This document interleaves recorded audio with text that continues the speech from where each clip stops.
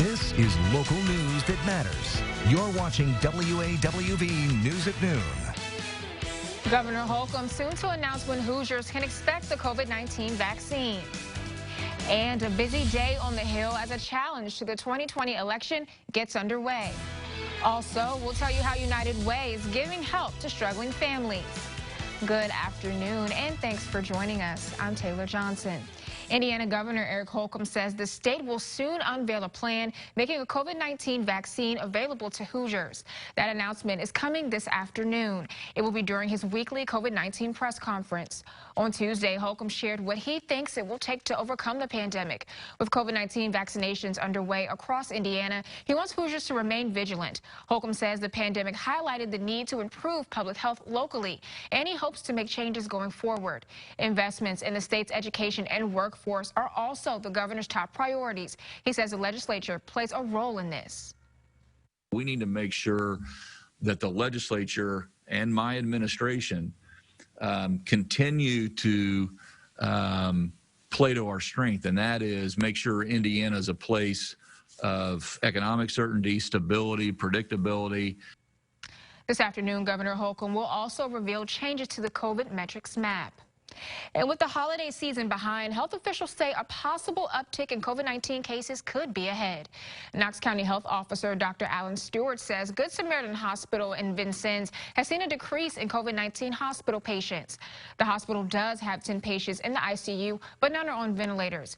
Vigo County still has patients on their ventilators or in the ICU, but the health department says those numbers change on a daily basis. Both county health departments say they hope to see a downward trend.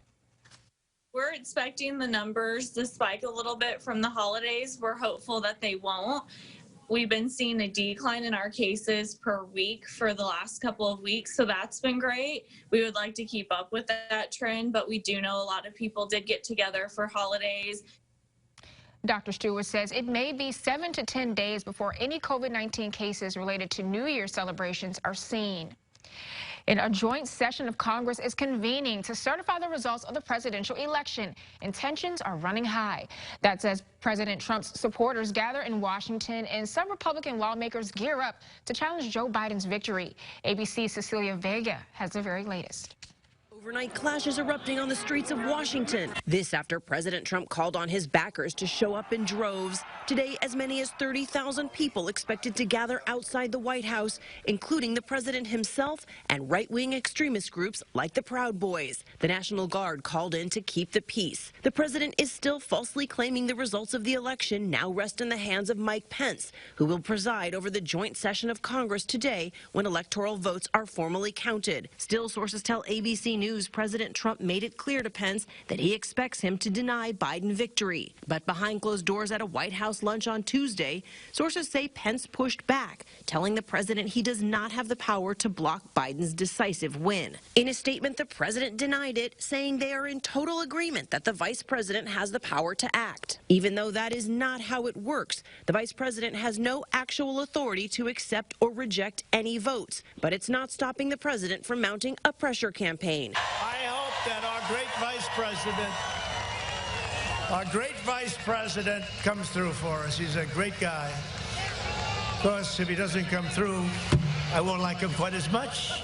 This as even one of the president's longtime lawyers publicly breaks ranks. I actually don't think that's what the Constitution has in mind. If that were the case, any vice president could refuse any election. And in what critics call a theatrical stunt, more than half of Republicans in the House and 13 Republican senators are expected to lodge formal challenges to results in at least 3 states. States that have already certified the election, states where courts have repeatedly found no credible evidence of the president's false claims of widespread voter fraud. The group of challengers do not have the votes to overturn the will of the American electorate. Republicans like Oklahoma Senator Jim Inhofe calling the challenge a violation of my oath of office. The Senate and House joint session to certify the election starts today at 1 p.m. You can watch coverage of the session by visiting our website, mywavashvalley.com. And history was made in Georgia overnight. Victory for Raphael Warnock makes him the state's first black senator. The senator is projected to defeat Senator Kelly Loeffler, a strong supporter of the president, and she's still not conceding. In the other Senate race between Republican Senator David Perdue and Democrat candidate Jon Ossoff, it's still too close to call. Here's a listen at what Warnock had to say about his victory. My mother, who as a teenager growing up in Waycross, Georgia, used to pick somebody else's cotton. But the other day, because this is America, the 82-year-old hands that used to pick somebody else's cotton went to the polls and picked her youngest son to be a United States Senator. So I come before you tonight as a man who knows that the improbable journey that led me to this place in this historic moment in America could only happen here. Senate Majority Leader Mitch McConnell and the Republicans only need to win one of the two races to keep control of the Senate. This will give them a chance to put a stop to the incoming president's agendas. In Vigo County's two newest commissioners were sworn in Tuesday. Every year starts with a reorganizational meeting for the Vigo County Commissioners. Tuesday, Chris Schweitzer and Mike Morris were sworn in as the newest commissioners. They previously both served on the Vigo County Council before being elected as commissioners. Also at the meeting, Morris was elected the president, Chris Schweitzer vice president, and Brendan Kearns as secretary. While Morris and Schweitzer are moving into their new roles during challenging times, they say they're excited to get past the initial hurdles. Get up to speed to different contractual ordinances and departments that we actually control. You know, we can't even have public and meetings or anything like that. Of course, we accept emails, but it's just not the same to, you know, be face to face with somebody when you're addressing their concerns. The commissioners have decided to keep their operating hours the same, even though the public is not currently allowed in the building. County commissioners will be available via phone and email Monday through Friday, 8 to 4 p.m.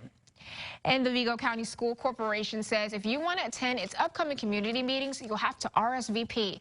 As we've reported, the corporation will be holding discussions on various issues, including enrollment and consolidation. The first meeting is on Thursday at the West Vigo Conference Center from 6 p.m. to 8 p.m., and other meetings will be held on January 13th and the 19th. The last meeting will now take place at Deming Elementary School. And the United Way of the Wabash Valley's annual Safety Net program is here for 2021. $325,000 in funding is now available for organizations to help meet people's needs. But this year, it's been combined with the agency's COVID-19 relief fund. That makes more money available to organizations in the 6 counties served by United Way. United Way Marketing and Communications Director Abby Desborough says their goal is to move 10,000 families out of financial struggles, and she's excited to share this opportunity with the community. This is one of the biggest single-focused grants that we've done for our community, and that's really important to us. You know, we could wait and see like what was going on with COVID, but we see those people struggling, and we wanted to get it out there in the community now. You can find more information on the grants and how to apply on our website, mywawabashvalley.com. And progress continues to be made on the construction of the convention center in downtown Terre Haute. President of the Vigo County Capital Improvement Board, John Marvel, says the project is on time and within budget. A report from Garmon Construction shows crews will continue steel framework for the building throughout the month. If everything stays on track, the convention center should be done in 2022. And as for the development of a new casino possibly coming to Terre Haute, the Indiana Gaming Commission continues to investigate 10 Indiana casino executives after allegations of illegal political contributions. Governor Holcomb says his confidence in the new casino making its way to the area remains high, but he understands the commission must complete a thorough investigation. The governor also says this project is something he has fought for before and is something he's willing to fight for again if need be. Hollywood remembers the life of a beloved actress. More on that after the break.